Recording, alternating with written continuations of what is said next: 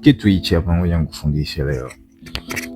Chukua pilipili manga, nenda kwenye biashara yako kama upati wateja, lakini ile pilipili manga kisha umeitwanga vizuri. Baada ya kuitwanga, nenda pale kainyunyuzie kona zote, sehemu zote za biashara ile, alafu utafagia uchafu pamoja na ile pilipili manga uliyoipata.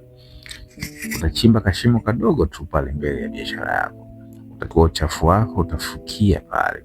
Zoezi lifanyike Jumapili saa 2 asubuhi au Jumamosi saa 6 usiku. Kumbuka hilo. Baada ya hapo, wakati unachimba kale kashimo na kuweka ule uchafu, unaweza kuweka pia manuizi kwamba unahitaji labda wateja waje kiasi gani katika biashara yako. So mzee au mama yangu, kama ulikuwa ufanye biashara hii, kitu unaweza ukasema ni uchawi, lakini kitu kirahisi sana, fanya, kitakusaidia. Kwa mtu yote ambaye itamsaidia, anaweza ka comment hapo chini ili tuendelee kujifunza na kupata faida vizuri kwa watu wote ambao wamefanya njia hii. Karibu sana, follow for more, na Mungu akubariki sana. Asante.